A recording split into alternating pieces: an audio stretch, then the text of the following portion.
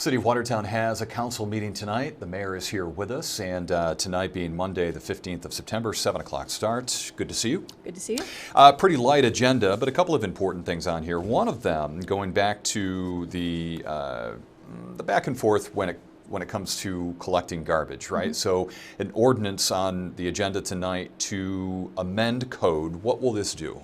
So if people recall, for about the past year or so, we've been working on improving our refuse program or looking at different ways to improve the refuse program, make it more efficient, better for customers. So we're going to be taking up a couple changes in the city code this evening, one of them being just defining what type of containers can be used for people who opt not to use the city trash bins but want to put their trash in their own personal container. So it's going to outline specifically what kind of container can be used, and perhaps more importantly, it's going to allow the city to expand into commercial pickup.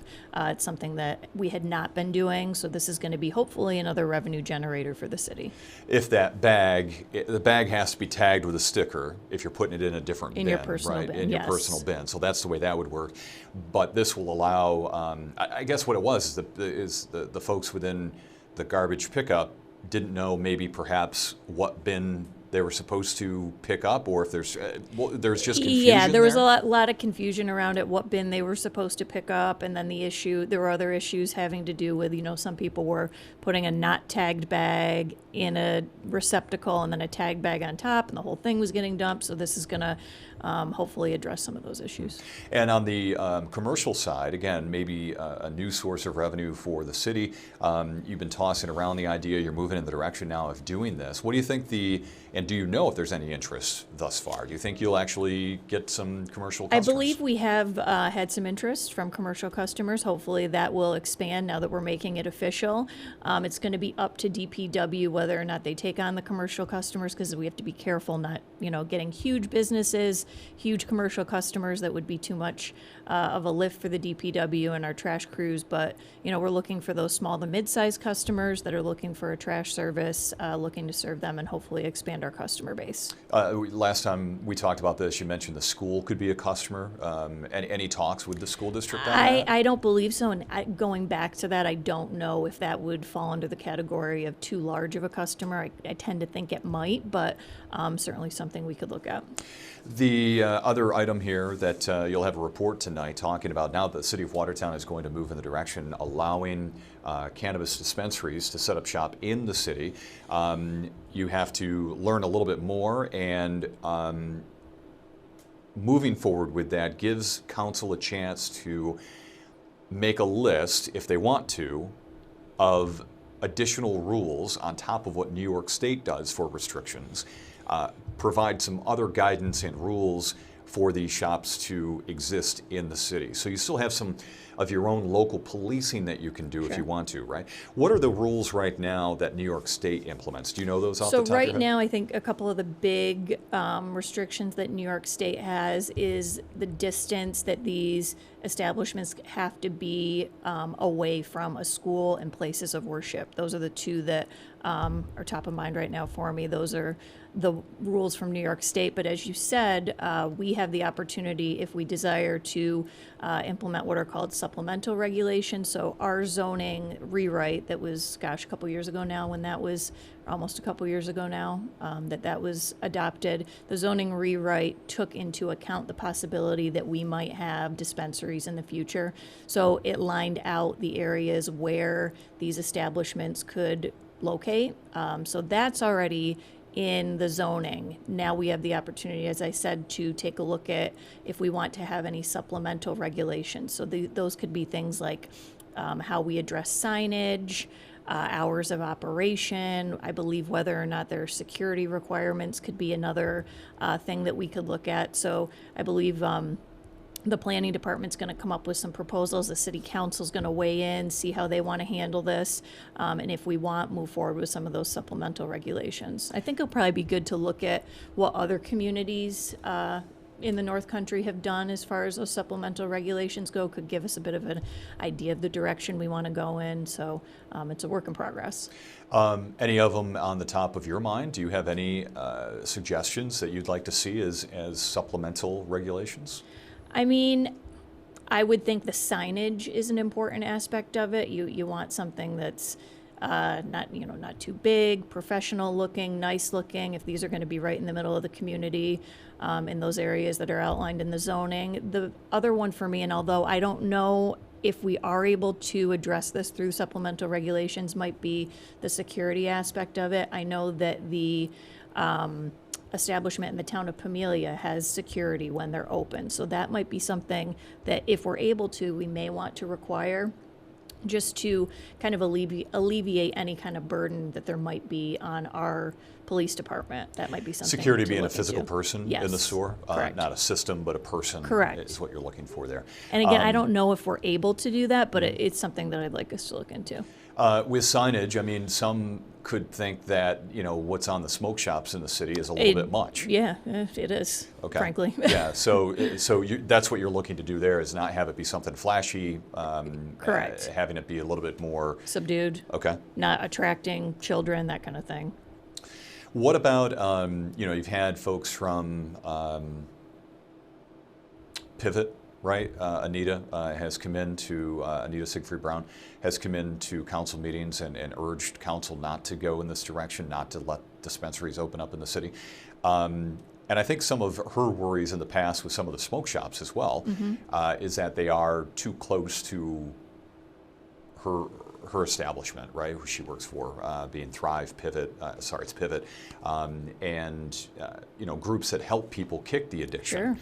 Sure. Is the city, or am I putting the thought in your head? Probably not, but I mean, will the city look at not allowing these dispensaries to be so close to those sort of establishments? Well, or should they? I think that's a great point. I think that, as you mentioned, you have these different organizations who are helping people overcome substance abuse, and if you have an establishment like this right at the back door, it's makes that temptation that much greater. So I think that that's something that we should be considering as a council moving forward. And how, I can just see city council going so deep in the weeds on this of what the regulations could be. And as you said, you're going to be limited. Sure. I mean, we are limited. State law supersedes anything that we could be able to do. It's my hope we don't get too much into the weeds on this. And again, I think that's why it's important to look at what other communities have done. We don't need to reinvent the wheel here. What are other communities doing that's working? I think that'll be a key first step in this. And are they, as you opt in, and the city has now opted in, you can't opt out, so you're in this. But once you make some regulations or rules, can they be changed if something doesn't work? I think that they can. I think that that's up to us. Yeah. Yep. To be able to change that in our zoning. If it once was allowed and then you take it out. Sure. But, so that can be a work in progress. That if there's a mistake made by council or if something else needed to be added, you can still amend that as you go down the road. As far as I know, it would be just a change to our zoning that we could revisit. And as you said, if an establishment was already operating a certain way or had a certain type of signage, I would imagine they'd be grandfathered in. And then if something wasn't working in the future, we could change it. So future businesses would have to abide by those regulations. And I forgot about this, but the last time we talked, you were looking to vote yes on this. You know what? I was. And as I said that day when we chatted, I was trying to keep an open mind. I certainly see both sides of it. Look, I don't have an issue with anybody who chooses to use marijuana. It's legal in New York State. But I think the point that was made, and I thought it was very eloquently made by my colleague, Councilmember Schoen, who said basically the same thing, that he doesn't have an issue with people who are using these substances. But if you take a step back and look at our community as a whole and all of the challenges that we're dealing with poverty, homelessness, crime, is it really necessary at this point in time to add another layer to that complexity of all those issues that we're dealing with? Is it worth it when these establishments are already just outside the city limits and people can go there and visit and, take part in these substances, which it's their legal right to do so. But in the end, is it worth it to add that extra layer of complexity, add that extra layer of difficulty to our law enforcement? At the end of the day, I kind of weighed all sides and determined that, I didn't think it was in the best interest of the city at this point in time. I want to ask you about the Charlie Kirk shooting and everything. A lot of people are looking for guidance. They're looking for leadership. They're looking for people to bring people together instead of divide. as the mayor of Watertown. And if you opt not to say anything, I get that too. But is there, and I would ask this, on a phone call with you to get comment. But do you have any words of, do you have any thoughts after this and where the country is right now with political violence, and what do you say to people who may look at you for leadership at times like this, even on a local level? Sure. I put a statement out on my social media the day that it happened, and it certainly was a tragic incident. I was at home watching the news, and the news broke, and quite jarring. I scrolled social media and saw a video of it happening, and it's something that I can't unsee. And I think that at this point in time in our country, we certainly are divided. And anytime that something like this happens, it's tragic, it's heartbreaking. It affects people in ways that, we probably can't even begin to imagine. But I think that at this point in time, what we all need to do, regardless of what side that we're on, is take a step back and look at not just this situation, but everything that's happened in terms of violence, political violence in our country, and say, is this the direction that we want to go in? Is this the country that we want to become? I think that at the end of the day, we have to respect everybody's opinions. Certainly, free speech is critically important, but it's important to not resort to violence. And remember, at the end of the day, we're all Americans, we're all humans with, parents, children, etc. And I think we have more in common than we do differences of opinion on various issues. And I think it's important to all remember that, and just remember that violence and attacking in any kind of manner is not the answer.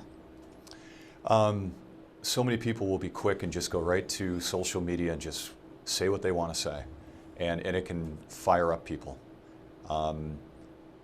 Is that the approach? I don't think so. I was having this conversation with somebody yesterday, and I've seen some of the comments on social media, and everybody's entitled to their opinion. And again, everybody is entitled to free speech, but I think celebrating the death of anybody is wrong. And if you feel the need to do that, call up a friend and say, this is my opinion on this. I'm feeling this way about it happening. There's really no need. What's the need to put it on social media for everybody to see and just add to that cycle of discord? It's really disheartening. And I think that social media plays a big role in all of this. I mean, I can remember a day when social media wasn't as prolific as it is now, and it's really changed the way that our world is, and I don't think for the better. We could continue to talk about that, but good insight and good information, and thanks for sharing that in this as well. So the meeting tonight happening at 7 o'clock, Watertown City Hall, for Monday, September 15th, with those items that are on the agenda. Privilege of the floor happening tonight as well. People can come and speak and let your thoughts be known as well. So thanks for coming in. Thank you.